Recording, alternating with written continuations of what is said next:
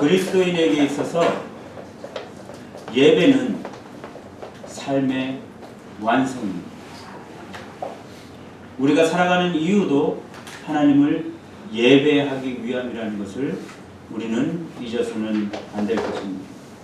오늘은 팥죽 한 그릇이 주는 교훈이라는 제목으로 하나님의 은혜를 나누고자 합니다. 우리나라 속담에 보면 가랑비에 옷 젖는 줄 모른다라는 말이 있습니다. 부슬부슬 가늘게 내리는 비가 오는 듯 많은 듯 내리지만 시간이 흐를수록 조금씩 젖어들어서 옷이 젖어버린다라는 말입니다. 쉽게 풀이한다라고 하면 대수롭지 않은 일이라도 자꾸 거듭되면 무시할 수 없을 정도로 큰 일이 되고 만다라는 뜻입니다. 오늘 이와 비슷한 일이 우리가 읽은 성경 본문에 기록되어져 있습니다. 오늘 본문에 보면 이삭의 쌍둥이 아들인 에서와 야곱이 등장하는 것을 우리는 볼 수 있습니다. 어느 날 에서가 사냥을 하고 돌아오니 야곱이 팥죽을 만들고 있었습니다. 에서는 너무나 배가 고파서 동생 야곱에게 이렇게 얘기합니다. 내가 곤비하니 그 붉은 것을 나로 먹게 하라. 다시 말해서 내가 배고프니까 지금 네가 만들고 있는 것을 나에게 달라라고 얘기를 하는 거예요. 그런데 야곱이 기다렸다는 듯이 이렇게 말합니다. 형의 장자의 명분을 이 팥죽 한 그릇과 바꾸자라고 합니다. 이 장자의 명분이라고 하는 것은 굉장히 중요하고 복된 의미가 있는 거예요. 그런데 이 에서가 대답하길 에서가 가로되 내가 죽게 되었으니 이 장자의 명분이 내게 무엇이 유익하리요? 내가 지금 굶어 죽게 생겼는데 장자의 축복이든 무슨 축복이든 그게 뭐가 중요하냐? 내가 배부른 게 먼저다라고 고백하고 있는 거예요. 에서는 그 소중한 장자권을 팥죽 한 그릇에 팔아버렸습니다. 그런데 그것도 모자라서 야곱은 에서에게 거듭 약속을 받아내고 있습니다. 오늘 말씀 33절에 보면 오늘 너는 내게 맹세하라. 에서가 맹세하고 장자의 명분을 판지. 여기서 맹세라고 하는 것은 하나님 앞에 쌍방간에 맺은 약속을 신실하게 지킬 것을 굳게 다짐하는 의식이라는 거예요. 하나님이 지켜봄으로 내가 이 약속을 성실하게 지키겠다라는 약속입니다. 여기서 우리는 야곱이 참으로 치밀하고 팥죽 한 그릇에 치사할 정도로 장자권에 대한 욕심이 있었다라는 것을 알게 됩니다. 그러나 하나님이 이런 야곱의 영적인 복의 사모함을 눈여겨보셨다는 것을 우리 또한 알아야 할 겁니다. 육적인 것이 아니라 영적인 것이었다라고 하는 걸 여러분들 말씀을 기억하시고 오늘 말씀을 들으시길 바랍니다. 여러분 어떠십니까? 아주 웃기는 형제의 대화 아닙니까?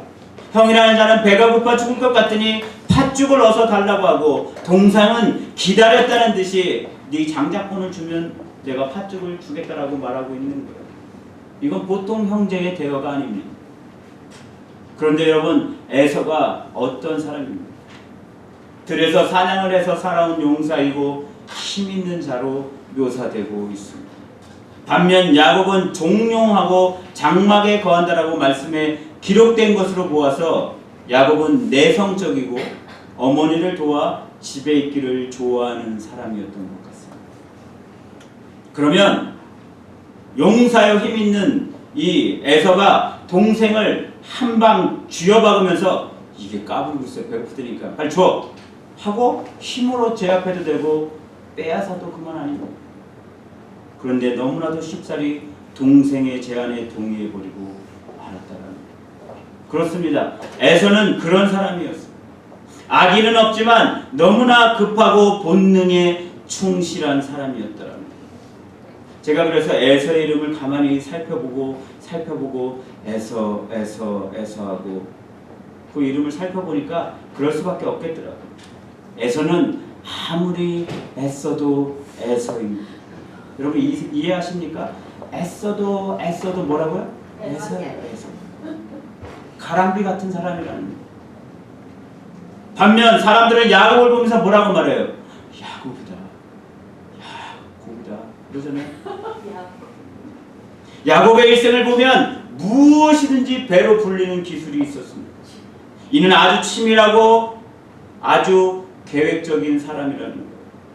나중에 삼촌 라반의 집에서 나올 때 그의 재산을 보면 아내도 라헬과 레아 둘이요 양떼와 노비와 약떼와 나귀로 가득했다라고 성경은 말씀하고 있어요. 야곱은 무엇이든 곱하기로 만드는 능력이 있어서 그 이름이 야곱이었습니다. 나중에 야복강 나루에서 천사와 씨름할 때에도 야곱은 뭐라고 얘기합니까? 내게 복을 빌어라. 그는 그냥 보내는 법이 없는 사람입니다. 저는 또한 오늘 본문 말씀을 대하면서 에서의 모습이 너무나 우리와 비슷하다는 것을 발견했습니다. 배가 고프니까 앞이 보이지 않는 거예요. 일시적인 배고픔을 빨리 해결을 하고 싶은 마음만 가득했다라고 하는 거예요. 우리도 그렇지 않습니까? 우리도 무슨 일이 생기면 에서와 같은 모습을 보이며 살아가고 있지 않으십니까? 문제만 해결될 수 있다면, 당장 급한 불만 끌 수 있다면 하면서 여러분 그렇게 살고 있지 않습니까? 그런데 여기서 문제는 우리도 에서 같으면서도 이 에서를 보면서, 이 말씀을 보면서 우리가 에서를 비웃고 있다라고 합니다. 반면에 야곱은 어떠합니까? 이름처럼 아주 무서운 사람입니다. 치밀하게 계획을 세우고 준비하고 기회를 엿보고 형의 특성을, 그리고 형의 그 성격을 너무나 잘 알고 있는 무서운 동생이었다라고 합니다. 아마도 형의 이러한 성격을 잘 알기 때문에 오늘뿐만 아니라 아마 이전에도 아마 형의 실수를, 장자권을 살 수 있는 기회를 엿보고 준비하고 있었을지도 모릅니다. 그러다 오늘 드디어 성공합니다. 여러분, 어쩌면 우리가 살고 있는 이 세상이 야곱과 같은 이러한 모습으로 우리에게 다가올지도 모릅니다. 우리로 하여금 실수하기만을 바라며 만반의 준비를 다하고 우리를 유혹하고 넘어뜨리려고 기회만 엿보고 있는지도 모릅니다. 그러므로 우리는 오늘 말씀에 등장하는 작은 팥죽 한 그릇을 통하여 우리의 삶을 다시 한번 점검해 보기를 소원합니다. 이 팥죽이 중요한 이유는 이러합니다. 그냥 팥죽이 아니고 목적이 있었다라고 하는 거죠. 오늘 본문에 보면 그 짧은 29절에 34절에 장자의 명분이라는 말이 4번이나 나오는 것을 통해서 우리는 알 수 있습니다. 왜냐하면 이 장자권이 매우 중요하다라고 하는 것을 성경이 계속 거듭해서 우리에게 암시하고 있는 겁니다. 그렇다면 왜 장자권이 중요할까요? 첫 번째로 장자권은 제사의 권한이 장자에게만 있기 때문이라고 합니다. 이스라엘의 장자에게는 하나님 앞에 제단을 쌓고 제사를 드리는 특권이 장자에게만 허락되었다. 둘째는 약속의 땅 가나안을 기업으로 얻게 되는 권한이 있었다라고 하는 거예요. 앞으로 계속되는 기업을 이을 자는 장자이고 맏아들이라고 하나님이 약속해 놓으셨다라고 하는 거예요. 그리고 마지막 세 번째는 메시아의 계보가 숨어 있기 때문이라는 거예요. 장자권이 계승되는 혈통을 통해서 우리 예수님 메시아가 오신다라고 하는 거예요. 그래서 마태복음 1장 2절에 보면 아브라함이 이삭을 낳고 이삭이 야곱을 낳고라고 기록되어 있다는 거예요. 야곱 대신에 에서가 들어가야 정상인데, 그러나 에서는 팥죽 한 그릇에 그 특권을 잃어버리게 되었다라고. 에서는 이 귀한 축복을 생존 문제라는 배고픔 때문에 경홀히 여겼습니다. 이 장자권의 중요한 메시지는 하나님이 축복하신 사람이라는 약속의 의미를 담고 있는 것. 하나님이 복을 주시겠다라는, 함께 하시겠다는 약속이 바로 그 장자권에 담겨져 있다는 말씀입니다. 사랑하는 한미가족 여러분, 하나님의 축복 없이 되어지는 일은 아무것도 없습니다. 무엇이든지 하나님이 축복하셔야 소득이 있다라고 하는 것을 여러분들 기억하시기 바랍니다. 아무리 노력하고 연습을 한다 해도 하나님이 축복하지 않으시면 모래 위에 집을 짓는 것과 같다라고 성경은 말씀하고 있습니다. 이것을 에서는 오늘 팥죽 한 그릇에 팔아버립니다. 에서는 하나님의 주신 복을 배가 고프다는 이유로 너무 쉽게 경솔하게 포기했습니다. 그렇다면 오늘 본문이 우리에게 주고자 하는 교훈이 무엇입니까? 에서가 실수했으니 에서처럼 되지 말라고 하는 것입니까? 아니면 먹고 사는 문제보다 하나님이 더 중요하다는 것을 가르치는 것입니다. 그것이 아닙니다. 오늘 말씀의 핵심은 34절 끝부분에 있습니다. 에서가 장자의 명분을 경홀히 여김이었더라. 이 말씀 속에서 에서의 사람됨과 그 본질을 우리에게 깨우쳐주고 있습니다. 에서는 영적인 신령한 권리와 신령한 축복에 대한 믿음이 없었던 사람이고 관심도 없었다라는 사람입니다. 이삭이라는 놀라운 아버지 밑에 있는 아들이었지만 그는 영적인 것에 관심이 없는 사람입니다. 보이는 것과 보이지 않는 것에서 그는 항상 보이는 것을 택하는 사람이었다. 물질과 신앙에서 그는 항상 물질을 택하는 사람이었다라고 합니다. 절대적인 것과 상대적인 것에서 그는 항상 상대적인 것을 취했던 사람입니다. 현실적인 것과 영원한 것에 대한 가치의 가운데에서 그는 영원한 것이 아니라 현실적인 것을 쫓아가는 사람이었다라고 합니다. 그러므로 하나님이 주신 장자의 명분을 소홀하게 생각했다라고 성경은 말씀합니다. 크리스찬이 무엇입니까? 하나님이 허락하신 모든 은혜를 귀하고 감사하게 은혜로 받아들이는 사람. 그런데 우리의 삶이 지금 하나님 앞에 그 모든 축복을 경홀히 여기며 살고 있지 않은지 우리는 다시 한번 심각하게 생각해 볼 필요가 있다는 겁니다.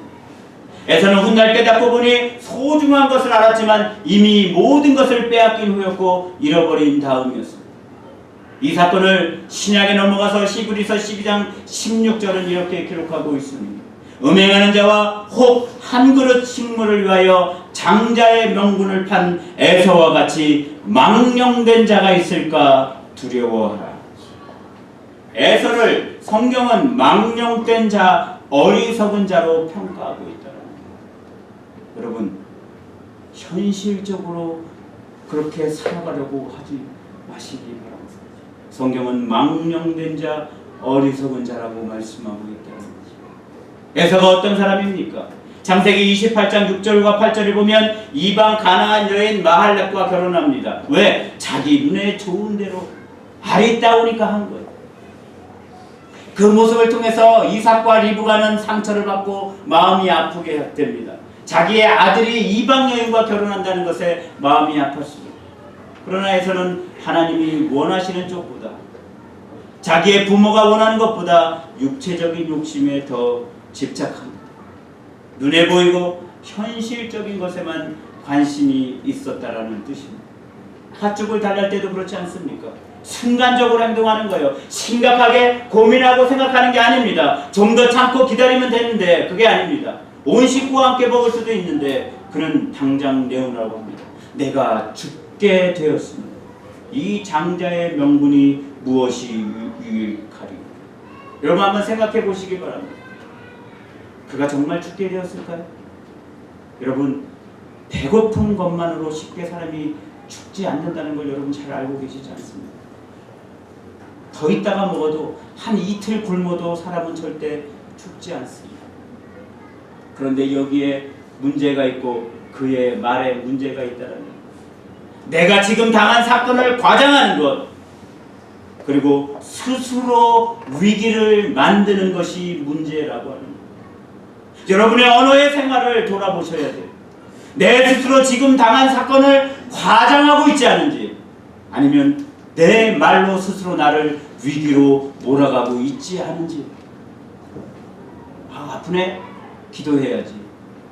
그게 아니잖아요. 아프네? 죽겠다. 그럼 죽을지도 몰라요. 무슨 일이 있어요? 왜 이런 일이 있을까? 하나님 앞에 기도해야지. 해야 되는데 뭐라 그래? 답답해? 죽겠어. 우리 스스로 위기를 만드는 것이 문제가 아니에요. 에서는 자기 스스로 문제를 만들고 있어요. 가만히 있으면 하나님의 놀라운 축복이 자기에게 이어질 텐데 자기 스스로 이 모든 것들을 만들어가는 거예요. 때론 믿음의 성도들 가운데 약간의 문제만 생기면 못 살겠다라고 말하시는 분이 있어요. 이젠 끝입니다, 목사님. 정말 끝이에요. 죽어버릴 것 같습니다. 이렇게 말하는 스타일의 우리 성도님들이 있잖아요. 여러분, 너무 눈에 보이는 것, 현실적인 것에 매여서 정말 중요한 신앙까지 잃어버리는 무신론자와 같은 그 모습을 여러분들 보이지 않기를 바랍니다. 오늘 에서가 꼭 그런 스타일이었다는 거예요. 제가 앞서 말씀드린 가랑비에 옷 젖는다는 말이 무슨 말씀인 줄 아시겠죠? 작은 실수와 잘못, 죄 이런 것들이 쌓이니 결국은 자신이 잃어버려서는 안 되는 장자권을 잃어버리게 되었다. 여러분, 육체를 위한 것을 위해서 죽기 살기로 매달리지 마시고 영적인 것에 매달리시는 여러분들 되시길 바랍니다. 눈앞에 당장 떨어지는 것만 생각하지 마시고 미래를 바라보시는 여러분들 되시기를 주님의 이름으로 간절히 축원합니다. 이제 우리는 본문 34절의 유감스러운 장면을 다시 한번 생각해 보기를 원합니다. 오늘 말씀 34절에 야곱이 떡과 팥죽을 에서에게 주매 에서가 먹으며 마시고 일어나서 갔으니. 배가 고플 때 헛소리했다 치더라도 팥죽을 먹고 정신을 차린 다음에야 아까 한 말은 농담이었다라고 말 한마디쯤 던져야 되는 거 아닙니까? 그런데 먹고 마시고 그냥 가버렸다라는 거예요. 잘못했다고 말해야 합니다. 물러달라고 해야 되는 거예요. 그런데 에서는 그 한마디를 못해서 평생 은혜 없는 복 없는 생을 살아가는 사람이 되고 말았다라는 거예요.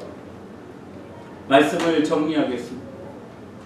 팥죽은 그냥 팥죽이 아니라 오늘 팥죽은 목적이 있었습니다. 단순히 배고픔을 면하게 해주는 의미가 아닙니다. 세상도 마찬가지입니다. 하나님은 우리가 수고하여서 이 세상을 살기를 원하십니다. 또한 믿음으로 당당히 살아나가기를 원하십니다. 그러나 세상은 우리에게 하루에도 몇 번씩 팥죽을 드립니다. 에서는 생각 없이 팥죽 한 그릇에 자신의 장자권을 팔아버린 것처럼 이 에서의 팥죽 한 그릇, 저는 이 말씀을 묵상하면서 이 에서의 팥죽 한 그릇, 저에게도 매일매일 하루에도 몇 번씩 팥죽이 다가옵니다. 목사님, 이건 어때요? 이쪽이 더 나을 텐데요. 이 조건이 더 나을 텐데요. 이렇게 사시는 게 더 편하실 텐데요. 그러나 사랑하는 한미가족 여러분, 내가 비록 굶을지언정 아무리 만난 팥죽을 내물어도 흔들리지 않기를 부탁을 드립니다.